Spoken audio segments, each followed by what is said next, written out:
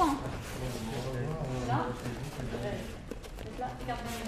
Avec un excellent palmarès de judo en 2015, à noter première à l'European Open de Sarajevo, ainsi qu'à Sindelfingen en Allemagne, deuxième à l'European Open de Belgrade et cinquième à la Coupe d'Europe des clubs, la judoka d'originaire de Bousset, Mélodie Vogarny, nous parle de son championnat de France avec un peu d'amertume. Je passe mon premier tour sans trop de difficultés. Je connaissais pas vraiment la fille que je prenais en face, donc j'avais pas vraiment de pression. Je m'étais bien préparée, j'avais vraiment en tête de gagner ces championnats de France. Jusqu'en quart de finale, donc tout va bien. Je rencontre une fille que je côtoie au quotidien, avec qui je m'entraîne au quotidien. Que je sais que c'est pas une fille facile, mais que en tout cas je peux réussir à la battre. Donc voilà. Le combat commence où elle fait une fausse attaque et je la contre sur une prise. Donc normalement je marque quelque chose, les arbitres ne mettent rien. Derrière, elle fait exactement la même chose, je la fais tomber, donc il doit encore y avoir quelque chose pour moi. Et là ils mettent le point pour elle. Donc là je commence plus trop à comprendre. Et finalement en fin de match, donc il reste 30 secondes. Il est censé la fin, ce qu'on appelle le maté, donc une pause pendant le combat. Voilà, c'est censé y avoir ça. Je m'arrête un peu, je regarde l'arbitre me regarde, il dit rien. Elle me fait tomber donc sur les fesses, donc aujourd'hui ça ne compte plus rien. Avant c'était un coca, aujourd'hui ça ne compte plus rien. Et là il marque le point pour elle, il marque Wazari, donc là en gros ça signe la fin du match. Donc 2 Wazari égale 1 Ippon, donc fin du match. Et donc là, c'était un peu un cauchemar qui commençait, malheureusement. Tout le match était un cauchemar. On se prépare pour les championnats de France. Et là, c'est des étoiles que j'avais plein les yeux et qui m'ont tout enlevé. Donc voilà, très injustement, comment s'est terminé mon combat. Donc tant bien que mal, j'essaie de me reconcentrer après sur tous les repêchages que j'ai remontés pour finalement avoir une médaille de bronze, sachant que c'est pas ce que j'avais en tête. J'arrive à atteindre ma place de 3. C'est pareil, c'est une fille que je connaissais très bien, que je prenais tous les jours à l'entraînement, qui est agressive à l'entraînement. Donc c'est-à-dire que c'est une fille que si je la laisse faire, je sais que je vais tomber. Donc le match commence. Je marque Yuko d'entrée, donc un point qui n'est pas énorme, mais voilà, qui fait qu'on peut gagner le match quand même. Et derrière, elle lance une attaque que moi je contre. Donc du coup je la fais tomber et c'est vrai que c'est une prise qui est un peu litigieuse parce que en fait, c'est ce qu'on appelle une prise de sacrifice. Ça veut dire que je vais l'emmener de l'autre côté. Enfin, je vais moi me sacrifier. Donc, je vais limite tomber, moi, sur le dos. Sauf que, bon, si je tombe sur le dos et que c'est elle qui a encore la prise, c'est fini pour moi. Sauf que là, elle l'avait plus. Donc, je tombe sur une épaule, mais c'est pour elle la faire tomber. Donc là, entre guillemets, il y a Ippon pour moi, ou Wazari en tout cas. Et là, donc la foule etc.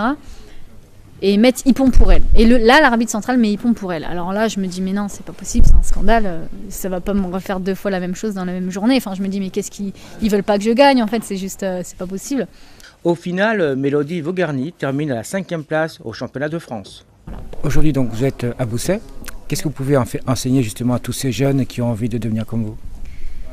C'est un peu ce que je leur ai dit là à la fin du cours. Effectivement, ils ne sont pas nombreux, mais tant qu'on a un partenaire, si on a en tout cas de la volonté, on peut faire même avec un seul partenaire.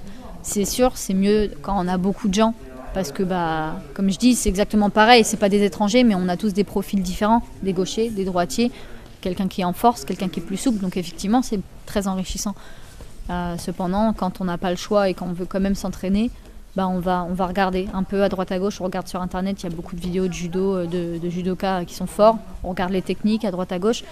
Après, c'est sûr que c'est très compliqué quand on n'a pas.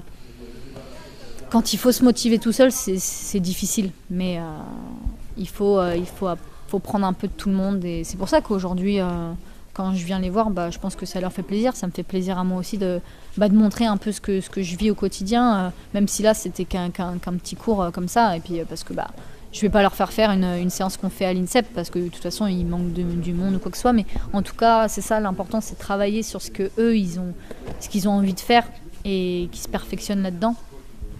pour qu'ensuite ils puissent en tout cas travailler ce qu'ils ont appris là en compétition et voilà, que ça marche en compète et que du coup ça leur donne encore plus envie de continuer, quoi.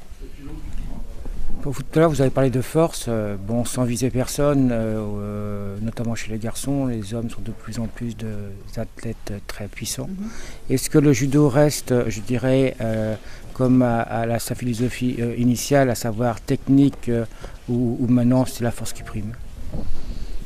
Alors, on va dire que le physique aujourd'hui, c'est quelque chose obligé. On ne peut pas... tout le monde s'entraîne très très dur. Donc comme je vous dis, les entraînements à l'INSEP, c'est tous les jours, c'est plusieurs fois par jour. En plus, donc on a les prépas physiques, etc. En face de nous, en compétition, on a des gens qui sont très très forts physiquement, qui sont affûtés, qui sont... En plus, on fait des régimes, donc si vous voulez, on n'a pas de gras sur nous, quoi. Enfin, ou alors dans les très lourdes catégories, on va voir ça chez les lourdes.